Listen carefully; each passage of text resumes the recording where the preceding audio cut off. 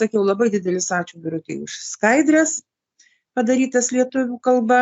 Oi, netyčia perjungiau. Daug jų nebus, nes iš tikrųjų labai paprastas dalykas, sąlyginai paprastas dalykas, čia, kur mes dalyvaujam ir kur visus kviečiam, ir labai geros galimybės. Labai visiems ačiū, kurie prisijungėt, va dabar paklausysit manęs, pasakysit, ar gal kas ne taip, tiesiog ką reikėtų pataisyti sekančiom prezentacijom. Ir dabar taip, bus pakaitom, prezentacijos bus Kryptex ir paskui Safir, kadangi mes visi, beveik visi, čia esantys ir ten dalyvaujam ir su abiem kompanijom projektais dirbam.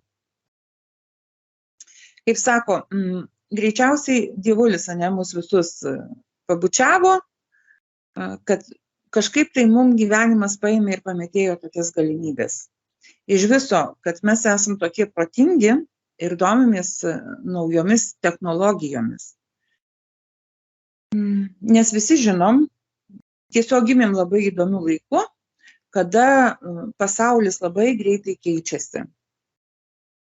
Pas mus yra Nijolė vyriausia, ji daugiausia matė tų pasikeitimų pasaulyje, bet tai, kas dabar vyksta, tai yra kosminiu greičiu vyksta pasikeitimai.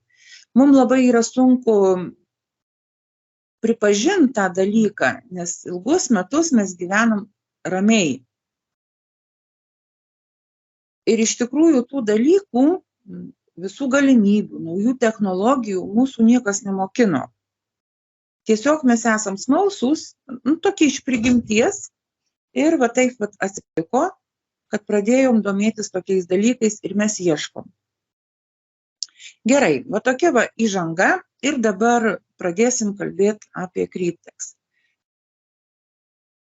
Gal aš irgi paimsiu, papasakosiu, pradėsiu nuo mūsų istorijos, kaip mes čia atėjom Kryptexe, nes tai yra labai svarbu. Dėl ko svarbu?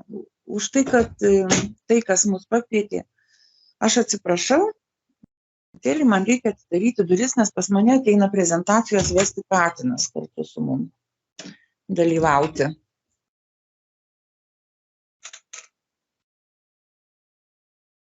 Taip. Prieš 4 mėnesius, spalio 30 dieną, buvo lygiai 4 mėnesiai, kai aš aktyvaciją padariau. Tačiau visą šitą dalyką, realiai jau beveik prieš 5 mėnesius, mes pirmą kartą išgirdom. Taip atsitiko, kad mes nesijungėm čia iš karto, nes buvo pakankamai sudėtingas su pinigų pervedimu.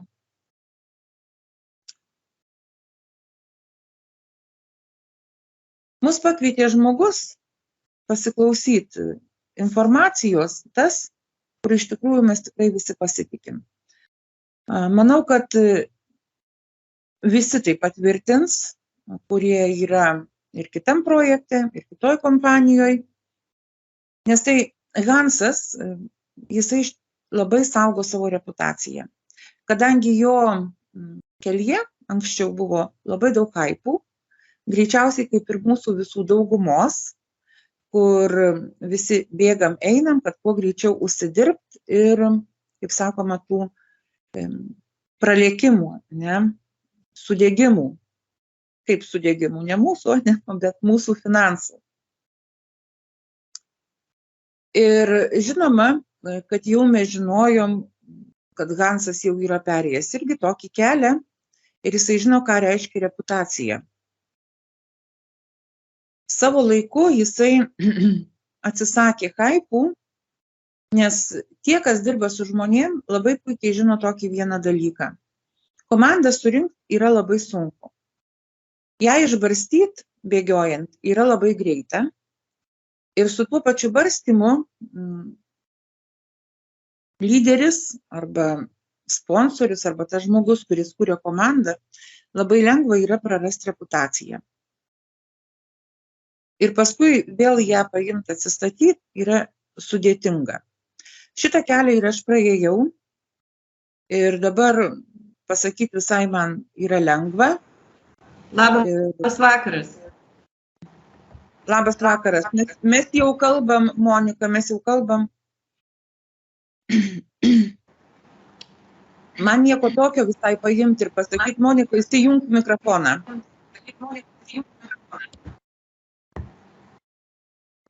Užstrigo. Daiva, dar, žiūrėk, pertraukiu biškučiuką mūsų pokalbį. Būk gera, pasek ir mikrofonus gerai, jeigu tu matysi, kad kur kažkas pradeda šnypšti. Aišku, ačiū. Man dabar paimti ir pasakyti, kad aš praėjau tokį kelią, yra lengva, paprasta ir visiškai negėda, nes iš tikrųjų buvo laikas, kai aš priėmiau visus šitus dalykus kaip pamokas. Ir tą visi praeinam. Ta visi mes praeinam, kurie pradedam dirbti internetu ir jeigu mes pradedam ir su haipais arba nuo haipų dirbti.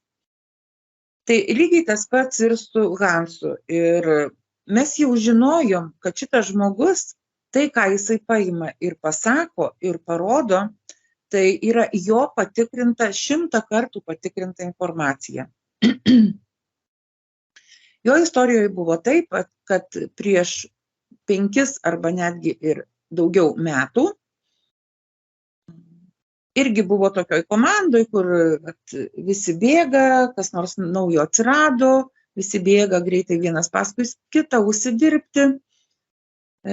Buvo tokia komanda ir vienas iš komandos lyderių jam pasakė apie Cryptex.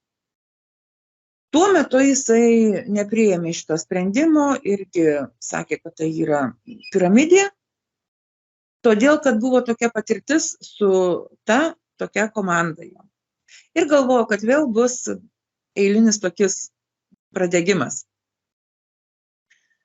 Liko jisai tame telegramos grupėje toje, visus tuos metus jisai sekė, jisai matė, ką žmonės gauna, kaip užsidaro kontraktai, apie kuriuos aš tuoj pakalbėsiu. Ir prieš 6 mėnesius, prieš pusmetį, nežinau, ar jisai tam savo sponsoriui parašė, ar sponsorius vėl jį užkalbino, kad išėjo taip, kad jisai susitiko, pamatė visus išvedimus, kad viskas realiai veikia tiek pat laiko, niekas neužsidarė. Ir sugalvojo pats prisijungti ir jisai tikrino mėnesį laiko. Prisijungė, bet paskui knaisiojo informaciją, ieškojo informacijos. Ir paskui taip atsitiko, kad jį apibarė kiti ir jisai pasakė mum. Labai esam dėkingi, kad pasakė apie šitą galimybę ir žinoma, galime jį pabarti už tai, kad jisai iš karto nepasakė. Nes laikas labai greitai prabėga.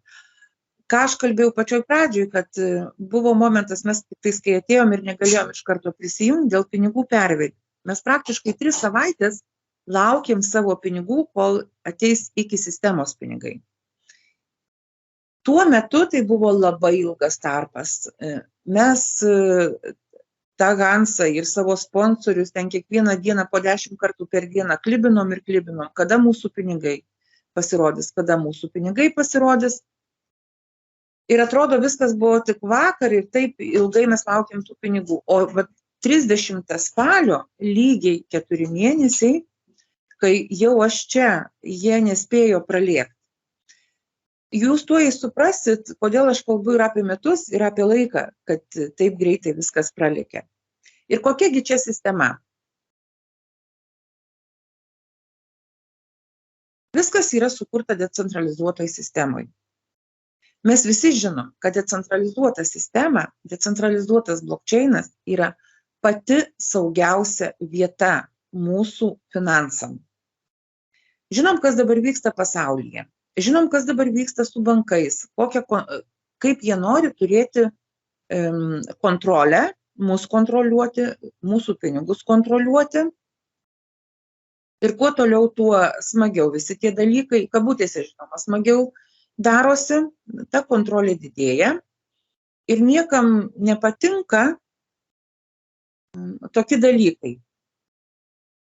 Yra grupė žmonių, kurie išmano, kaip sukurti sistemas, tiesiog išeinant iš bankų arba naudojantis ir tom sistemom. Ir bankiniam sistemom, ir decentralizuotom sistemom. Jūs tuoj išgirsit, kodėl yra pati saugiausia vieta mūsų finansam decentralizuotas blockchainas. Bet prieš tai aš noriu labai trumpai pasakyti, kasgi visą tai sukūrė.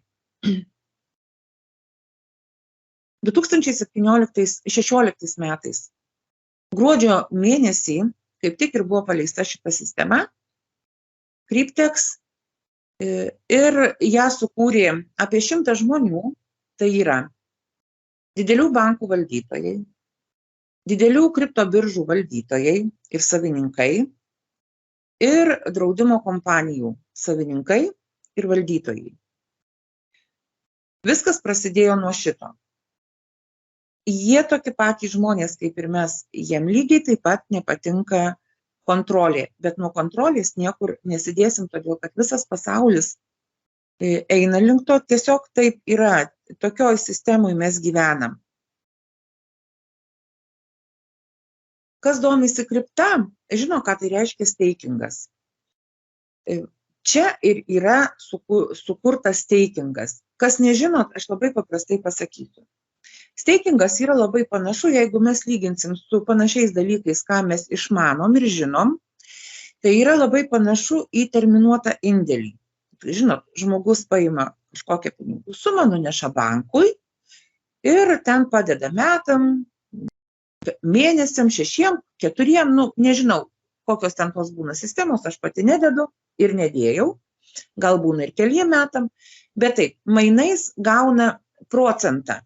Nes bankas tuos žmonių pinigus, jisai perskolina kitiem, kurie moka palūkanas, bankui palūkanas. Ir paskui bankas mažytę dalį atiduoda pirmiejiem, kurie padėjo pinigus į terminuotą sąskaitą, indėlį.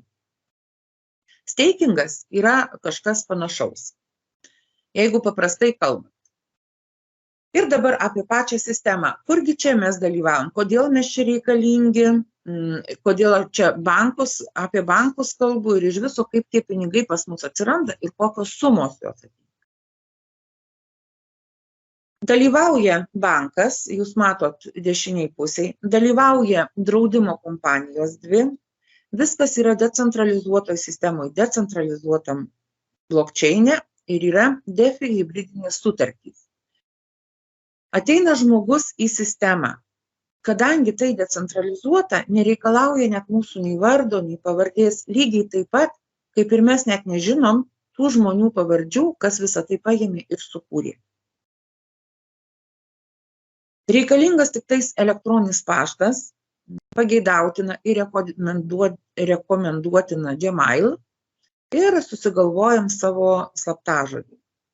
Visas kontraktas mums kainuoja $100. Tai yra, galima taip pasakyti, šitie pinigai nėra investuojami.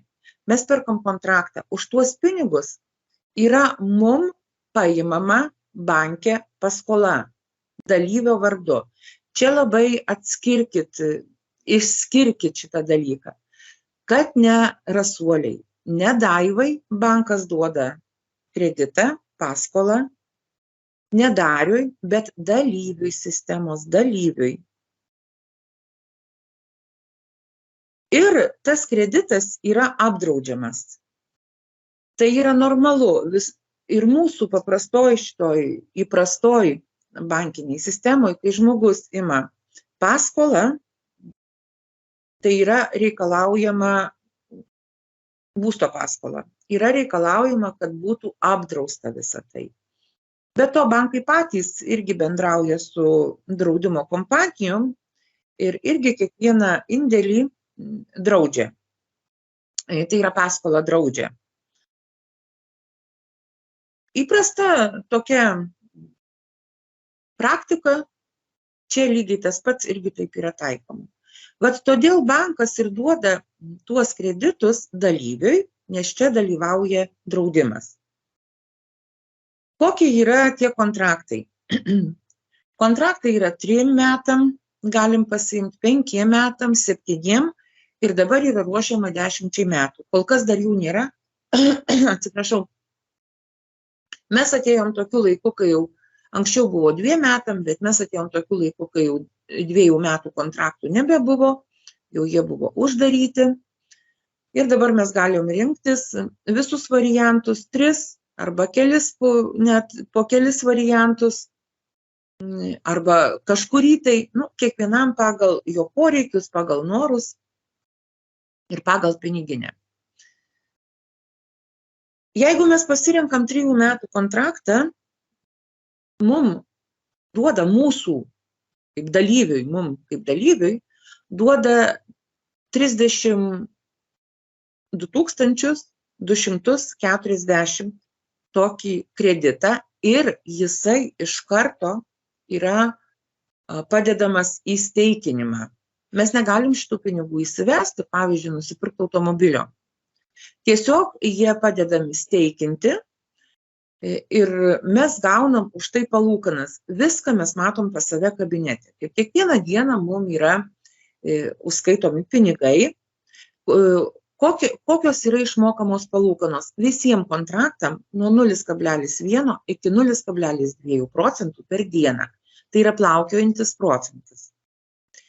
Šiaip visumoj paėmus, tai yra labai nedidelis procentas, bet didesnio procento rinkoje, jeigu kas siūlo, tai tada reikėtų taip atsargiai pasižiūrėti.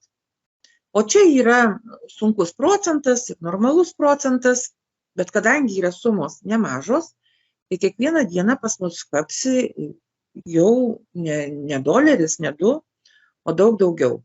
Jeigu mes pasirenkam 5 metam kontraktą, dalyviui yra duodama paskola, kreditas 43 200.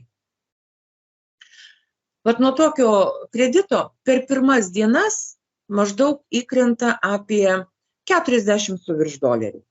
Ir dabar dėmesio, tie įkritę pinigai kiekvienos dienos palūkanos, kurias mes gaunam, yra iš karto sekančią dieną vėl pastatoma ant steikinimo, tai yra reinvestuojama. Pinigai daro pinigus. Tiek 7 metų kontraktui 7 metų kontraktui irgi tokia pati suma yra duodama kaip ir 5 metų kontraktui. Dabar kiek gaunama pasibaigus šitam laikotarpiui? 3 metų kontraktui pasibaigus pas žmogų įkrenta 32-36 maždaug tūkstančiai. Kodėl nuo iki? Sakau, todėl, kad ir procentas yra plaukiojantis. Tikslios sumos niekas nepasakys. 5 metų kontraktai, kai pasibaigė, yra gaunama apie, taip irgi svyruoja, nuo 420 tūkstančių iki 470 tūkstančių. Tai mes paprastai sakom, jeigu vidurkį imam, tai 450 tūkstančių. Bet gali būti ir mažiau, gali būti ir daugiau. 7 metų kontraktai dar nėra pasibaigę, tačiau yra žmonės pasiskaičiavę maždaug kiek jie gaus. Tai yra apie 880 tūkstančių. Gerai, neimkim tiek daug, paimkim mažiau. Sakykime, apie 800 tūkstančių. Kodėl sumos tos tokios didelės? Todėl, kad nugaudamos. Todėl, kad pačios didelės sumos pradeda dirbti. Labai galima paprastai paimti ir pasiskaičiuoti, tiesiog kas nori, kas labai smalsus. Mes turim kitoj kompanijoje irgi steikingą, kur mums 10 metų yra tokis laikotarpis ir mes gaunam 10 procentų metinių palūkanų. Įsiskaičiuojam kiekvienos dienos palūkanas, kiek gautume. Ir jeigu ten ant steikinimo mes paimam savo pinigų ir pastatom 43 tūkstančius, tikrai pas mus nemažiau gausis, jeigu išlaikysim 3, 5 metus, 7 metus, tikrai nemažiau gausis. Taip, ką dar labai svarbaus reikėtų pasakyti šitoj vietoj? Taip, dabar maksimalus kontraktų skaičius yra 50.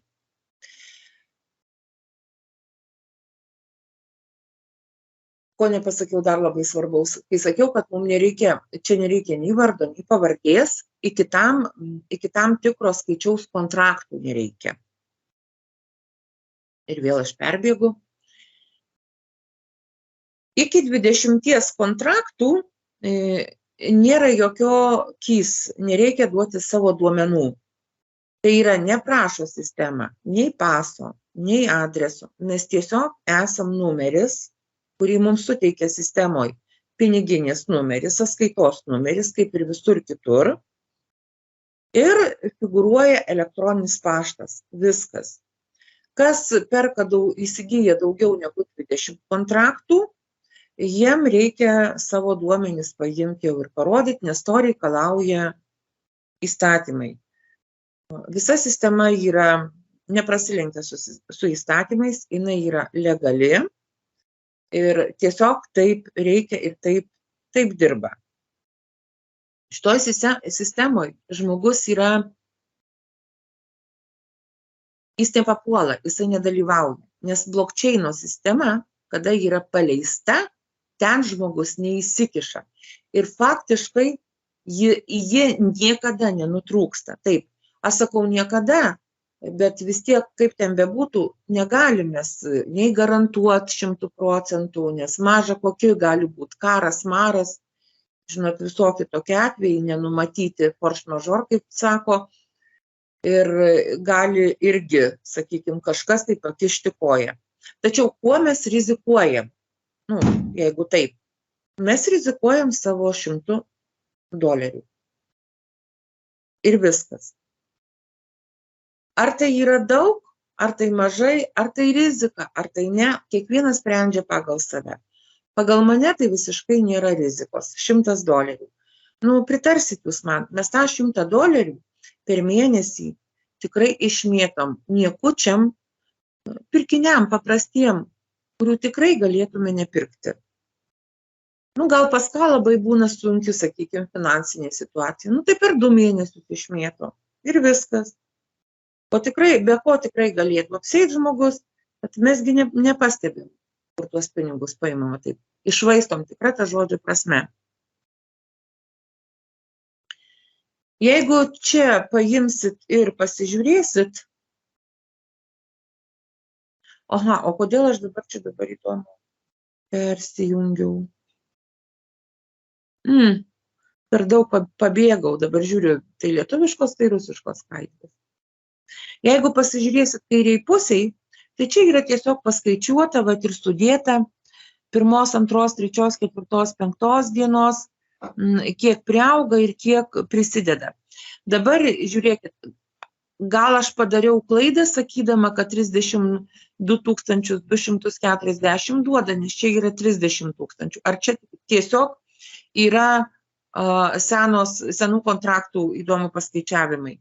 Būkit geri, kas nors mane pataisykit, jeigu aš negerai pasakiau.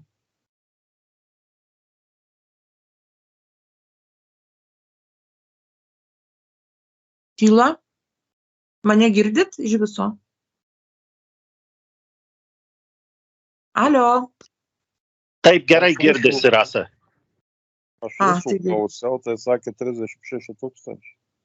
36 išėjimas. Nuo 32 iki 36. Čia parašyta 30 240.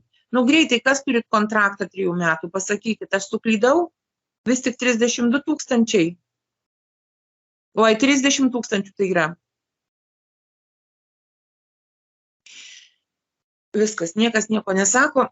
Gerai, žiūrėkit, kapitalas, va čia parašyta, nesvarbu, ar taip, ar taip. Esmė yra tame, bet kai čia paimta ir paskaičiuota. Ir paskui toliau dienos. Ir pačioj pabaigoj yra 60, va čia paskaičiuota 5357, bet mes gaunam žalias 35 000. Matot šitas suma. O 30 240 yra išminusuojama, grįžta bankui. Nors bankas kiekvieną mėnesį pasiima palūkanas nuo mūsų uždirbtų pinigų, draudimas kiekvieną mėnesį pasiima irgi draudimo sumą, draudimo mokestį, va taip mėnesinį. 300 mokam. Kiekvienas kontraktas yra apdraustas 108 000. Vat todėl ir bankai duoda, ir draudimui gerai, bankam gerai, ir tiem, kas sukūrė šitą sistemą gerai, ir mum gerai. Draudimas 200. Banko aptarnavimai 30 per mėnesį. Vat viskas labai išdėstyta. Procentai už kreditą vidutiniškai 6,75% per metus. Steikingas atlyginimas 24 valandas per savaitę dirba, ir viskas čia išdėstyta. Visa ta informacija, kurią aš čia tiek laiko kalbėjau, šitoj skaidriai. Dabar yra aišku ir referaliniai bonusai šitoj sistemoj. Referaliniai bonusai yra mokama iš to 100. Ką mes paimam ir sumokam. 69% keliauja į tinklą. Visiems. Realiai šitą visą dalyką tie žmonės galėtų ir už ačiū daryti. Bet žinot, už ačiū bet kas yra labai neįvertinama. Tai tiesiog jie pasirinko tą $100 mokestį, įtraukė į tą mokestį ir marketingo planą, kad visiems būtų gerai ir papildomai dar užsidirbti. Nes kaip suprantat, tai apie ką aš kalbėjau, tai yra pasyvios pajamos.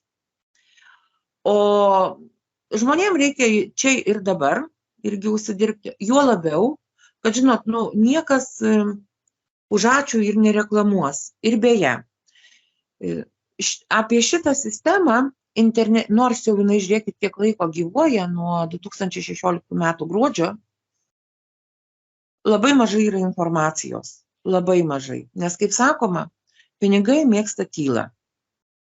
Ir niekas labai nenori viešintis. Realiai tokie dalykai, kas būna sukurta pasaulyje, tai yra kalbama tik tais tarp pažįstamų. Tik tais tarp pažįstamų rate. Internete, jeigu kažką pažįsti, neina ir nereklamuoja per visą internetą.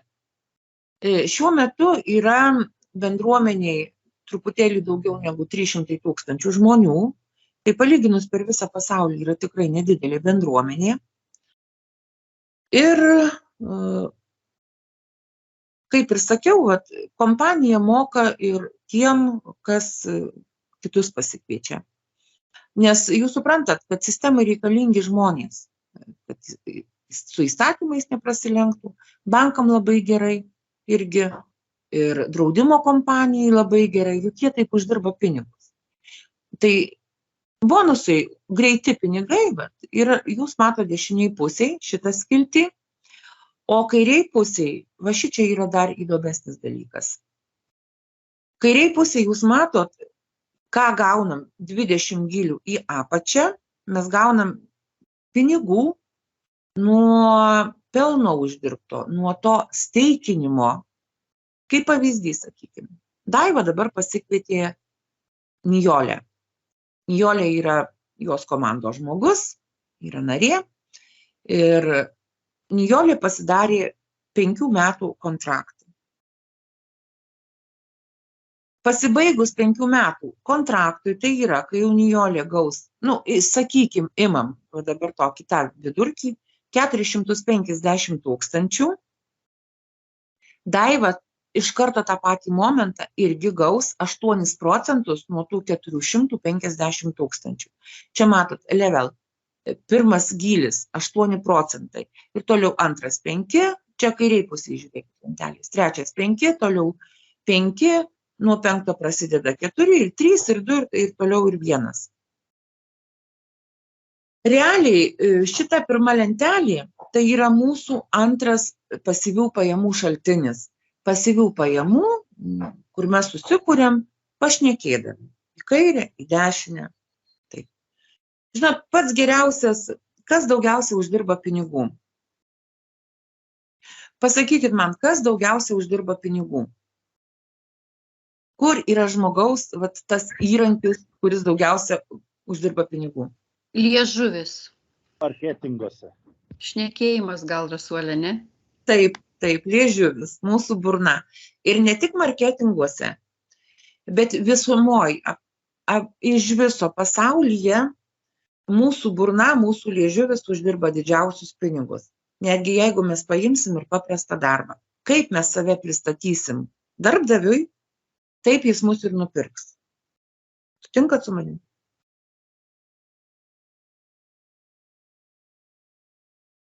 Be abejo, be abejo. Gerai, dabar nežinau, ką dar paimti ir pasakyti šitam paprastam dalykui. Gal yra kokių klausimų, gal kas paimkit ir priminkit, ko aš dar nepasakiau labai svarbaus. Įsijunkit mikrofonus ir va tiesiog.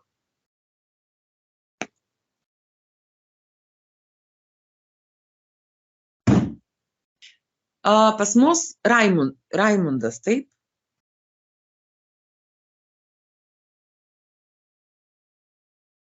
Raimundas pas mus yra? Ar klauso dar iki galo? Taip, esu. Kokių turit klausimų? Nežinau. Norėjau paklausti dėl mokėjimo.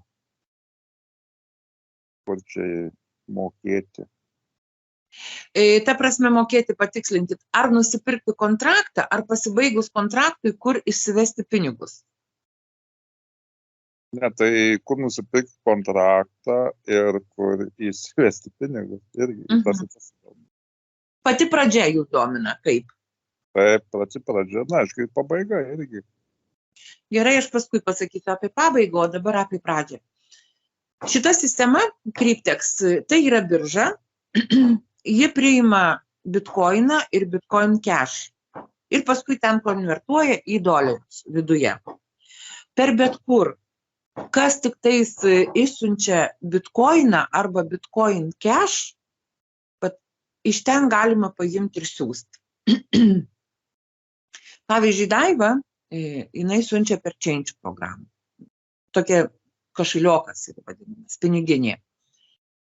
Birutė irgi turi, kiti turi. Vat Darius, pavyzdžiui, mūsų, žinau, kad siunčia iš biržų. Tiesiog iš kortelės čia negalima. Mes turėjom tokią galimybę anksčiau, bet dabar jos dabar kol kas mes neturim. Ateityje irgi turėsim, bet kol kas neturim.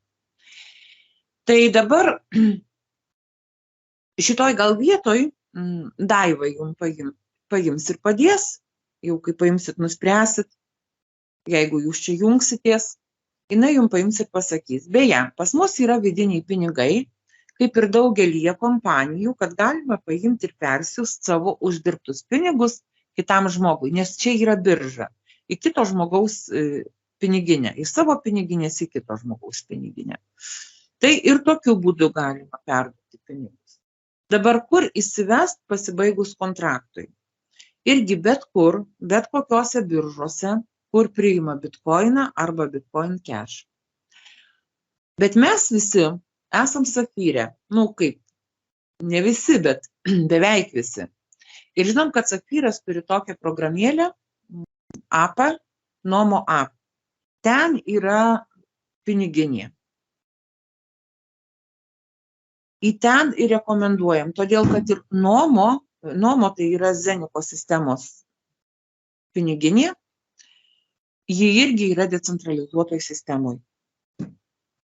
Ir aš, pavyzdžiui, rekomenduoju visiems tikrai naudotis tik decentralizuotom sistemom. Jų nedaug yra iš viso pasaulyje, kol kas, bet dabar visi jau eina į tai. Protingi verslai ir protingi žmonės. O Nomo, pavyzdžiui, programėlį vėl irgi, mesgi turim kortelę, kur galima paimti ir užsisakyti. Ta belimitinė vadinama. 50 000 vienu metu limitas, milijonas vienu metu limitas. Viskas, turim praeis 3 metai, praeis 5, 7, turim kur įsives. Aš jeigu, pavyzdžiui, asmeniškai, jeigu bus šita pati bankinė sistema, nors labai abejoju, aš tikrai jokiais būdais į bankinę sistemą nesivesiu pinigų. Vat tokiose alternatyvose, kokios dabar yra, o gal bus sukurtos dar įdomesnės. Tai va taip.